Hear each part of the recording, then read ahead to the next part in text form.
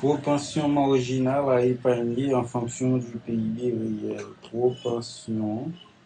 Disons, propension marginale, propension marginale à épargner en fonction du PIB réel. Propension marginale à épargner en fonction du PIB réel, le PIB réel noté Y. Donc, à partir de fonction d'épargne, là, nous avons l'équation ça, S égale à moins C0 plus 1 moins B par revenu disponible. Or, revenu disponible égal à revenu moins taxe.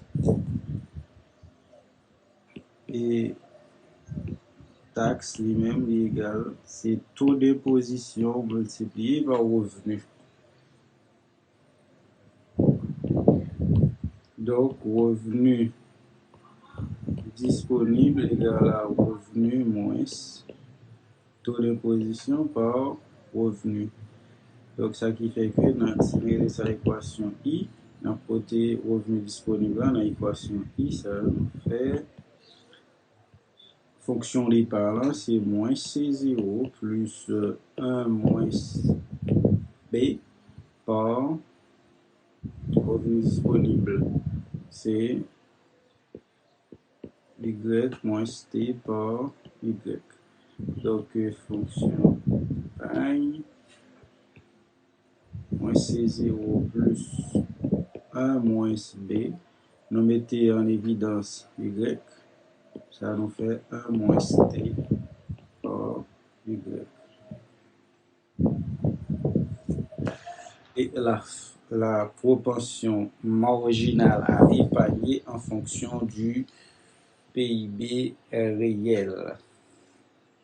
En fonction du PIB réel. Propension marginale à épargner en fonction du PIB réel avec pour formule propension marginale à épargner. Propension marginale à épargner égale delta E sur delta Y.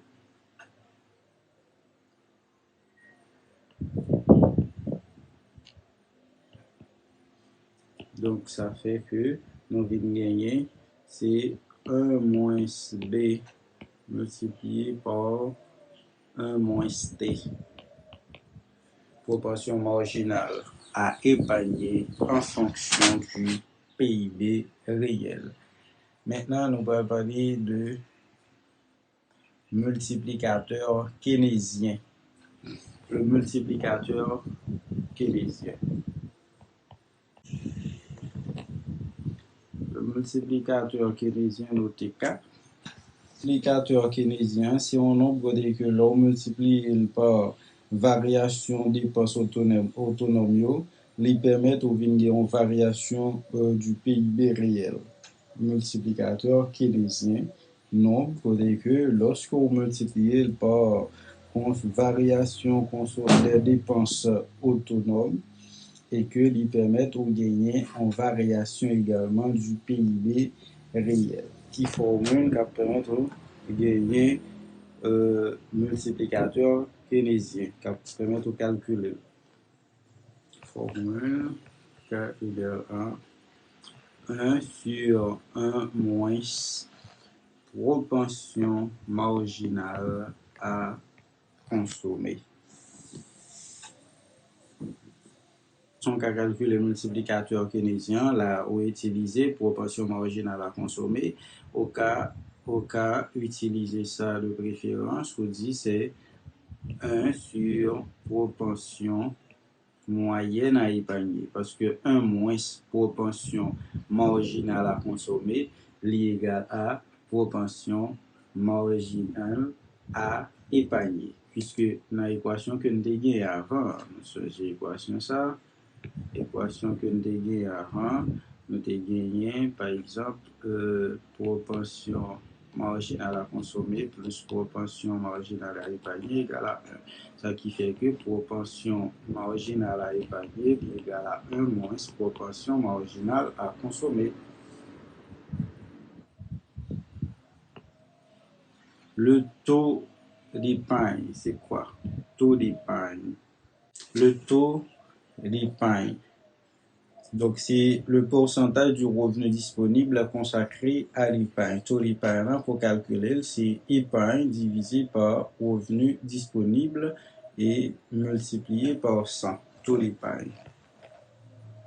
Taux d'épargne, ETS, c'est épargne divisé par revenu disponible et le résultat est multiplié par 100. Les facteurs qui agissent sur l'épargne. Les facteurs agissant sur l'épargne. Facteurs qui agissent sur l'épargne, c'est par exemple revenu.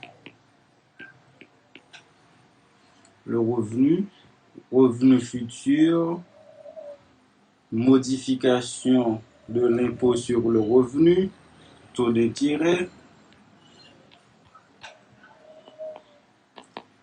revenu futur, modification de l'impôt sur le revenu, taux d'intérêt, etc. Donc, chaque facteur ça yo un impact sur l'épargne. Par exemple, revenu. Si revenu augmenté, eh bien, épargne, c'est vrai que on a toujours une tendance pour, selon la loi psychologique de Keynes, lorsque revenu augmenté, on a une tendance pour augmenter consommation. Par contre, épargne autour et subit une sorte de variation. Si on modifie impôt, c'est-à-dire augmenter le taux d'imposition, mais si augmenter le taux d'imposition, donc quantité qu'on a épargné ou pas épargné, pas oublier que revenu disponible là, c'est revenu moins taxe. Ça signifie que vous venez moins revenu, moins comme non, eh bien, épargne a une tendance pour diminuer.